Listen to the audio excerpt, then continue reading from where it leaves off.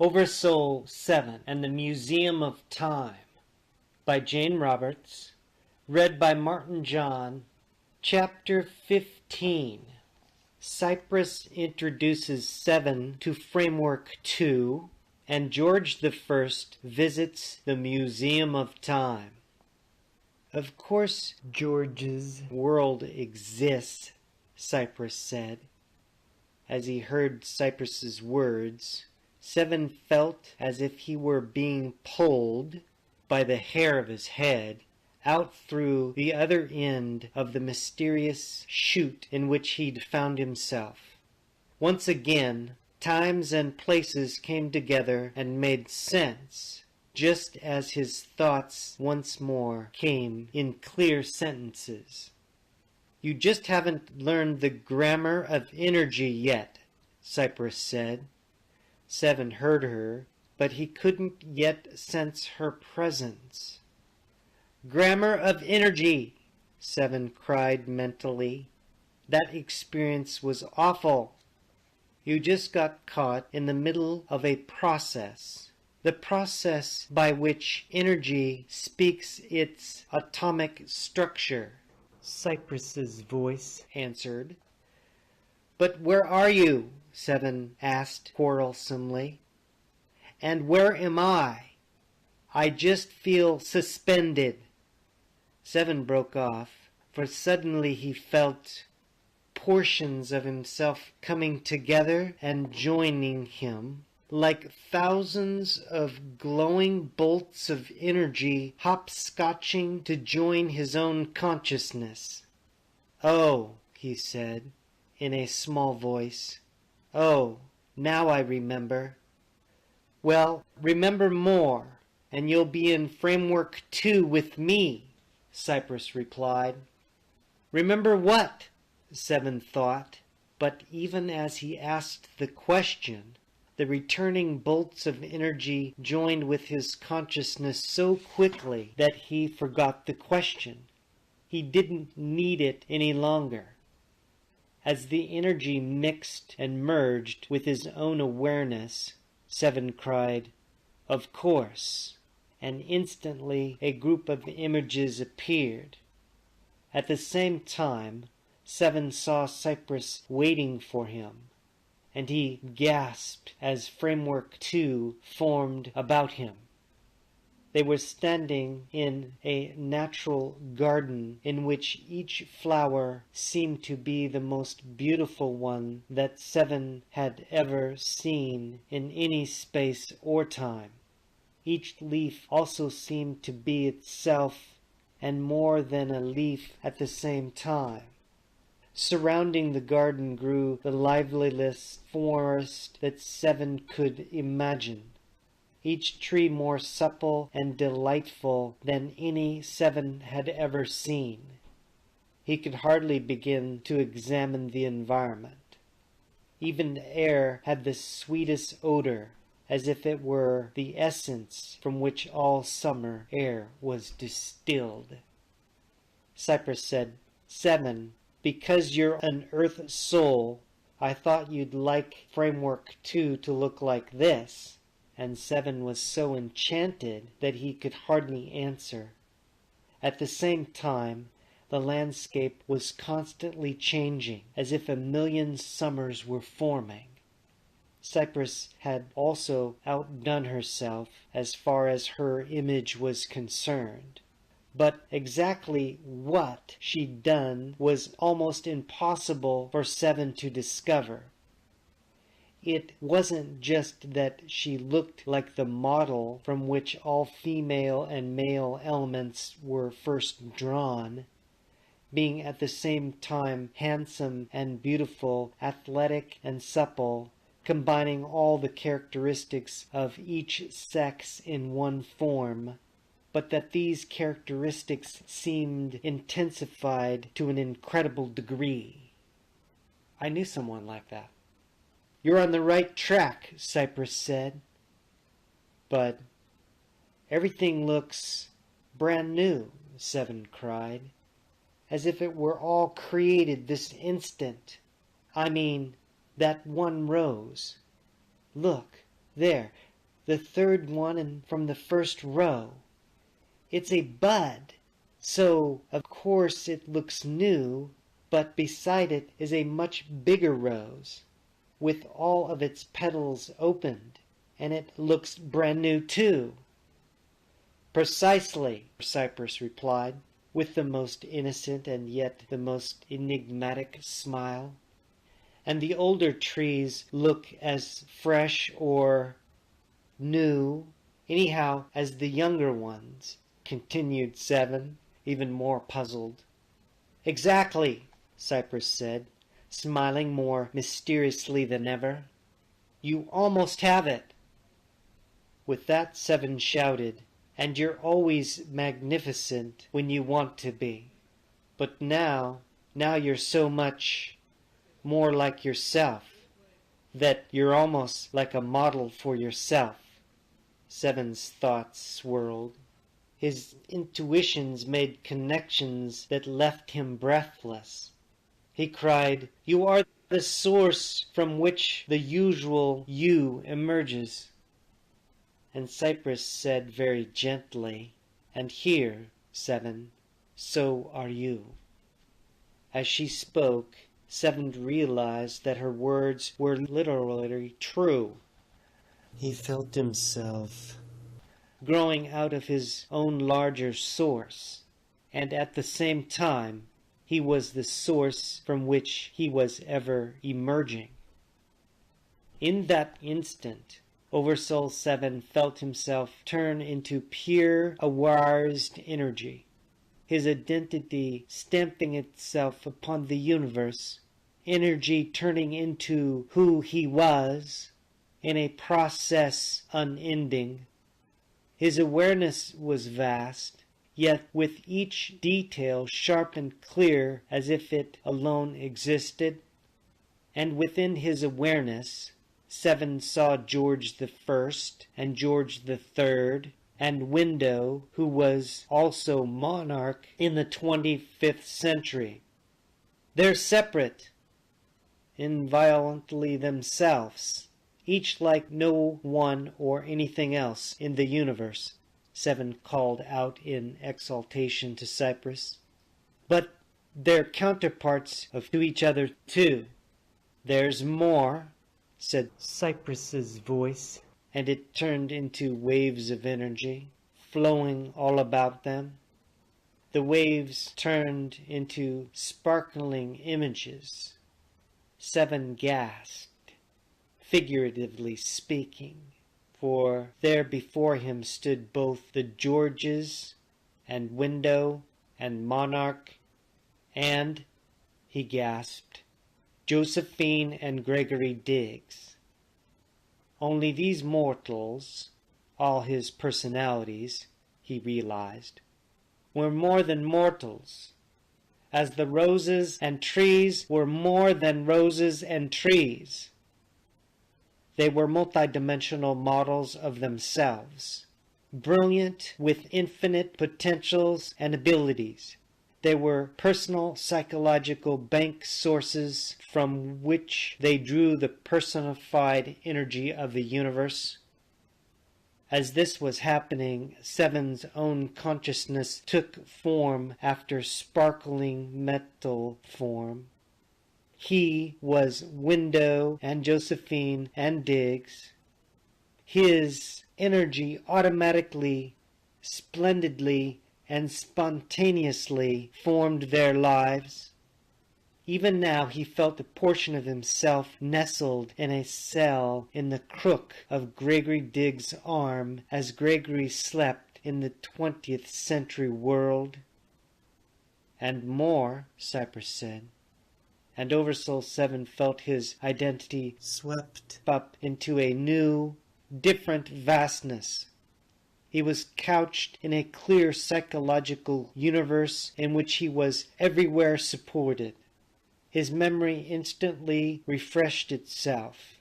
Of course, he thought, without thinking in our terms at all. Now he remembered his own birth and his constant rebirth in this inner, indescribable universe that automatically formed itself into individuation. Framework 2. And he felt himself intact, with more powers and potentials and desires and purposes than he knew he had. And 7 knew that he was within the mental reality that was Cypress's. He didn't think he could comprehend anything beyond this, but even as he thought that, Cypress's reality opened up, and he sensed even more magnificence of which she herself was but a part. Yet in all of this, his identity rode securely, jubilantly, safely, boldly, and exuberantly. He felt as if he was the youngest being in the universe, and that he was being shown the model for his own future growth. But there's more, Cypress said. Watch closely. And for a moment, everything vanished except for a small earthen hut on a hillside that suddenly sprang out of nowhere. Almost instantly, on the same spot, a million other buildings seemed to be transposed over the hut, and its environment steadily expanded. 7 counted at least 100 cities, each one beginning from the hut or springing out of it, and then, from each sparkling building he saw, another new structure sprang into being. There were too many styles and cultures to count. He saw Byzantine palaces and their boulevards, the 25th century floating cities, splendid European and Indian castles, temples, and medieval villages, as well as Arabian bazaars. And in each case, these separate civilizations remained themselves, while in each of them all of the others were somehow implied. The models for every possible civilization exist here, Cypress said, and each possible eccentric variation is given freedom. The codicils, 7 shouted. They have to be models for civilization. Smiling, Cypress answered, Exactly. Well, then, I've got to find them, 7 cried, and at once. Shush, Cypress said. I'll make this easy for you by cutting out anything that doesn't apply to the problem. Look. And 7 saw George I in his attic study, trying another out-of-body. The picture was clear and detailed, fully sensed, so that 7 even smelled the lilacs out in George's backyard. George was out of body. He kept muttering, I've got to find the codicils, whatever they are, before it's too late. His dream body wore a mental version of his favorite red dressing gown. He half walked and half floated down the hallway, thinking, I've got to get to the future, where I saw the museum. And as George thought that, 7 held his breath in surprise, figuratively speaking, because George disappeared from the 1890s picture and suddenly appeared in adjacent 25th century one. There he stood in front of the museum. I admit I'm startled, 7 said, but from here it's so easy to see how it's done. I didn't have to worry about juggling time or going through space, atom by atom, so to speak. You just state your intent. And in Framework 2, you can move through any time period that exists in Framework 1, which is all the earthly dimensions, Cypress added. George shook his dream head with happy puzzlement. Now how did I do that? He wondered. And zounds, what do I do next? 7 grinned. There was the museum, the 25th century version of George's house, and to 7 the walls suddenly became transparent. In an upper room, supposed to be a replica of George's study, a statue stood staring out the window. 7 saw all the rooms, each more or less bearing a resemblance to the 20th century ones he knew. But he noticed something else, a lower room in the cellar. As soon as he wanted to examine the details, the picture zoomed in closer. A gold plaque read, "Ye Old Bomb Shelter," and just inside there were some glass cases. 7 peered closer. The sign read, "Replica of the codicil microfilm discovered in the tell of 2550. 7 started to cry. Microfilm? When he noticed another larger plaque filled with writing and headed, "The Codicils. There they are," he shouted to Cypress. "All I have to do is—" Cypress shook her head. "You can't do it for George. He has to find them himself and sift their message back to his own version of them." Now what does that mean? 7 wondered, but mentally he yelled out to George, "Go down to the basement!" George pulled his dressing robe tighter about him. "I think I'll go downstairs first, if I ever get inside," he thought. But his consciousness was wavering. He thought of his body with a touch of fear. Had he been away from it too long? No. Resolutely, he told himself that everything was all right. "It's all right," he muttered for the 10th time, but something told him that it wasn't all right at all. George realized that he had a headache. Out of his body. How was that possible, he wondered. He started to float through the museum's front door.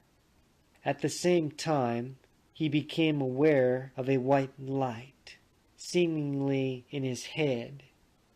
The light frightened him, and as this happened, his consciousness flashed back in his body. But damnation, George thought. It had taken him forever to get in decent out-of-body condition.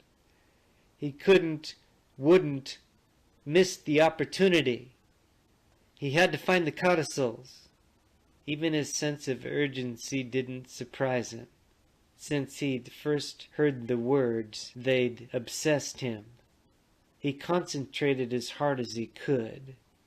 Now he stood inside the museum. Go downstairs, he told himself, wavering. The light came again, this time much more intense than before, and his inner mental space seemed to expand in the oddest, quite frightening fashion, and the headache returned with double strength. Such a thing had never happened to him before. He drifted downward. Stairs were beneath him. He gritted his dream teeth. If he could just make it further. After all, what could happen? At worst, he'd just plunge back into his body, wouldn't he? Or had he really been gone too long? OverSoul 7 was mentally yelling, "Go back to your body." But George never heard him, lost as he was in his resolute determination to reach the codicils. "He has been out too long," 7 said to Cypress. "Why doesn't he take the warning?" "Because he's stubborn, like someone else I know," Cypress said. George saw a plaque. The light became almost blinding. For a moment he was afraid that he could somehow disappear in its sensed vastness. His consciousness felt as if it were being pulled back to his body at an incredible rate. He looked down. His dream body gyrated over his physical one. Then he blanked out for a moment, and blinking, sat up. Cypress and Seven turned into two bits of light on George's brass gas lamp. "Well, he's all right now," Seven said. "But I'm not stubborn, if that's what you mean." George sat up and lit his pipe. "We'll discuss that later," Cypress said. "Right now, I want to be sure that you understand what you have to do about the codicils." "Right-o," said Seven, grinning. "At least, I think I do. Somehow, even though George failed this time, I have to help him to get the codicils in the 25th Century Museum and bring them back to the 1890s. "He can't bring back the plaque," Cypress interrupted. "That object can't exist in George's time, but the ideas can." "You mean he has to memorize them?" Seven cried. "Not necessarily. But he'll never memorize all the stuff I saw on that plaque," Seven protested. "He's bound to forget some things and distort others, and—" "He'll be translating them into his own time scheme," Cypress said gently. "After that, though, the codicils have to be discovered in the time of George's grandson." George put out his pipe, lay down, promptly fell asleep, and started snoring. "But how?" Seven cried. "I'm really confused now. And if I don't get it all right, that awful probable Earth will come into being in George's world's future," he sighed. "Cypress, you've given me too much to handle this time." "Nonsense," Cypress answered, looking nowhere in particular. "You can always do more than you think you can. You know about Framework 2 now. It's really quite simple. George has to find the codicils in the 25th Century Museum and write them down in his journal in the 1890s so that his grandson can find them in the attic in the 20th century and put them on microfilm in the bomb shelter. Then they can be found by the monarch in the 25th century, as they are in that probable future. Nothing could be simpler. But if I can't, what happens then?" "And it sounds impossibly complicated to me," Seven cried. He took on his 14-year-old male image to emphasize his lack of experience in such matters, and stood there, looking dismayed and put upon. "And what about John Window, and Josephine Biff, and Gregory Diggs, and their problems?" he said glumly. "What do they have to do with all this?" Cypress took on her favorite image of the woman teacher, her face changing from an ancient, knowing one to a young one that nevertheless shone with the wisdom of age. She smiled and said softly, "Seven, I'm not going to give you all the answers. And if I were you, I'd get busy. You left your body in the 20th century attic for one thing, and for another, probabilities are really spinning at this moment because George III is about to open up this attic door. So you'd better get back to the right time in a hurry." Now I'm so confused that I don't know how to, Seven protested. I certainly don't want to go through that tunnel again either, if I don't have to. Cypress sighed. Think of Framework 2, she directed. It's the inside of every time and place. Concentrate on the time you want, and you'll come out there. You're sure? Seven asked dubiously. And why didn't you tell me about Framework 2 before? I can't explain right now, but yes, I'm sure about the directions I just gave you. They won't work, though, unless you're sure, too. I'm sure, Seven said promptly. He imagined Framework 2 as being the insideness of all times and places, and then said mentally, I want this room and time of night, but on June 2nd, 1982. To help himself concentrate, he closed his mental eyes, and when nothing seemed to be happening, he opened them. It worked! There was his nifty 20th century body, lying empty on the old cot. Seven grinned and dived into the physical form just in time. The attic door opened, and George Bainbridge III stuck his head inside the room and bellowed, Well, it's dawn. Did you find the damn journals? In Chapter 15. Light and Love. Aloha. Becoming, becoming, becoming.